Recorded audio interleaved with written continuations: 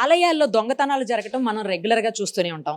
వింటూనే ఉంటాం. అమ్మవారి నగలు లేదా స్వామివారి నగలు దొంగతనం చేయటం, లేదంటే హుండీలను బద్దలు కొట్టి తీసుకుపోవటం, లేదు అంటే హుండీనే తీసుకుపోవడం.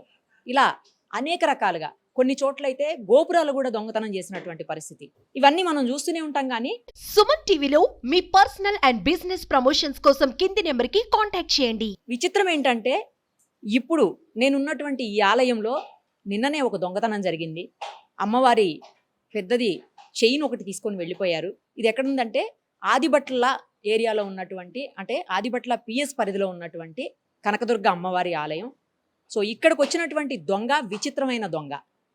రకరకాల దొంగలను చూస్తుంటాము, బట్ ఇతను చాలా వెరైటీ దొంగ అనమాట. అమ్మవారి దగ్గరకు వచ్చి అమ్మవారికి ప్రదక్షిణాలు చేసి, అమ్మవారికే దొంగతనం చేస్తున్నానమ్మా, నీ నగలు నన్ను మంచిగా దొంగతనం చేసుకొని పోనివ్వు అంటే మొక్కి మరీ దొంగతనం చేశాడు. అది పట్టపగలు. పోలీసులు అయితే ఇప్పుడు సీరియస్గా సర్చ్ చేస్తున్నారు అతని కోసం. ఎలా అయినా పట్టుకుంటామని చెప్పి చెప్తా ఉన్నారు. ఇదే ఆలయం, ఒక్కసారి రండి చూద్దాం. యాక్చువల్లీ ఇక్కడ పెద్దది లాకర్ కూడా ఉంటుందంట. ఈ మధ్య కాలంలోనే అమ్మవారి కార్యక్రమాలు అవ్వటం వల్ల ఆ చైన్ని అలాగే ఉంచిపెట్టారట అమ్మవారి విగ్రహానికి. సో ఆ చైన్నే ఇప్పుడు దాదాపు 3 తులాల విలువైనటువంటి బంగారపు గొలుసు, అది దాన్ని దొంగతనం చేశాడు. ఇంకోటి ఏంటంటే దొంగతనం చేసి పోతూ పోతూ మళ్ళీ వచ్చి అమ్మవారికి మొక్కిపోయాడు అనమాట. అంటే నేను దొరకకూడదని మొక్కాడేమో మరి. సో ఆలయానికి సంబంధించినటువంటి కేర్ టేకరు అలాగే అర్చకులు వారు కూడా ఉన్నారు. ఒకసారి మాట్లాడదాం. ఎలా జరిగింది అసలు దొంగతనం? ఇంతకుముందు ఎప్పుడన్నా వచ్చాడా, ఇలా ఎప్పుడన్నా అయిందా? అతను ఈ ఏరియా వాడు అనుకుంటున్నారు, ఎందుకంటే మాస్క్ వేసుకొని ఉన్నాడు, కనిపించట్లేదు సరిగా. మీకేమనిపిస్తోందమ్మా, ఎట్లా జరిగి ఉండొచ్చు అనుకుంటున్నారు మీరు? ఆ టైంలో 4:30 అంటే పగలు జనాలు కూడా తిరుగుతూ ఉండే టైం. యాక్చువల్లీ తిరుగుతూ ఉండే టైము ఇది. ఇది గుడి అర్చకులు చేయబట్టి కూడా ఇది 10 సంవత్సరాలు, 10 years అవుతుంది. మేము అందరి దగ్గర చందాలు తీసుకొని డెవలప్ చేస్తా వస్తున్నాము. అమ్మవారికి ఒక సంవత్సరం 1.5 year కింద తాళ్ళు చేయించాను. అందరి డబ్బులు ఇస్తేనే 3 తులాలు చిన్న అమ్మవారికి ఉత్సవ విగ్రహానికి, పెద్ద అమ్మవారికి చేయించాను. మొన్న ప్రజెంట్ ఒక 13 రోజుల కింద కళ్యాణం అయింది. మేము అందరు భక్తుల కోసం మెయిన్ డోర్ వేయకుండా గజాలు వేస్తాము. మెయిన్ డోర్ వేయము, గజాలు వేస్తాము. వచ్చే వాళ్ళందరూ చూసి వెళ్తారు. అంటే గ్రిల్ డోర్ వరకు వేస్తాము అంతే. ఆ గ్రిల్ డోర్ వరకే ఉంటది. మామూలుగా వచ్చాడు 4:30, 4:15కే ఎంటర్ అయ్యిండు. సీసీ కెమెరాలు ఉన్నాయి.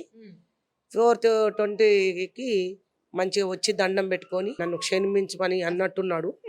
మరి దండం పెట్టుకొని ఇక్కడే ప్రదక్షిణాలు చేసి, ఇక్కడే పక్కన కర్ర ఉంది. ఆ కర్ర మరి అతనికి ఎట్లా కనపడిందేమో, కర్ర తీసుకొని వచ్చి ఒక 2-3 minutesలో దాన్ని లేపేశాడు.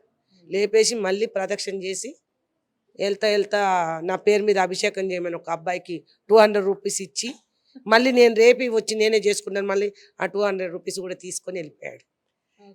పోలీసు వాళ్ళైతే, ఆదిబట్ల పిఎస్ వాళ్ళైతే చాలా సహకరిస్తున్నారు. చాలా అంటే చాలా సపోర్ట్ ఇస్తున్నారు. మామూలుగా ఫోన్లు చేస్తూనే ఉన్నా, వాళ్ళు నాకు చేస్తూనే ఉన్నారు. నీకు ఎక్కడికి పోదమ్మా, అమ్మవారు శక్తి ఉంది కాబట్టి 99 కాదు 100% మేము ఎతికి పట్టి మీకు అప్పచెప్తామని అయితే గ్యారంటీ ఇస్తున్నారు. అమ్మవారి దయ. చూసారా? మరీ విచిత్రం ఏంటంటే తనకేం జరగకూడదని చెప్పేసి మొక్కిపోవడం ఒకటే కాదు, మళ్ళీ పోతూ పోతూ ఎవరికో డబ్బులు ఇచ్చి నా పేరు మీద అర్చన చేయండి, అభిషేకం చేయించండి అని కూడా చెప్పిపోయాడంట. విచిత్రమైన దొంగలా ఉన్నాడు. అమ్మవారు చాలా పవర్ఫుల్, అందరికీ తెలుసు. ఈ దొంగ విషయం తలుచుకుంటే అంతా అసలు నవ్వొస్తుంది. ఫస్ట్ దొంగతనం చేసిన తర్వాత కూడా మళ్ళీ ప్రదక్షిణాలు చేసి బయట ఎవరికో డబ్బులు ఇచ్చి మరీ వెళ్ళడం అంటే, అంత పాపభీతి భయం ఉన్నవాడు అసలు దొంగతనం చేయడం ఎందుకు? ఇవాళ వృత్తి అది 2015 సంవత్సరంలో పునఃప్రతిష్ఠ అయింది. అప్పటి నుంచి ఎవ్రీ వసంత పంచమి నాడు అమ్మవారి వార్షికోత్సవం జరుగుతుంది. గత సంవత్సరం అమ్మవారి కళ్యాణం చేయించడం జరిగింది. అమ్మవారు అప్పటి నుంచి అమ్మవారికి పుస్తకాలు చేయించడం జరిగింది. దీని చైర్మన్ నరసింహారెడ్డి గారు, చైర్మన్ మన వసంతమ్మ గారు, వీళ్ళందరూ కలిసి అమ్మవారికి దాదాపుగా పెద్ద అమ్మవారికి 7 తులాల వరకు, చిన్న అమ్మవారికి 3 తులాల వరకు, ఒక 11 తులాల బంగారం అందరి చేత, భక్తుల చేత తీసుకొచ్చి చక్కగా అమ్మవారికి గత సంవత్సరం కళ్యాణం చేయడం జరిగింది.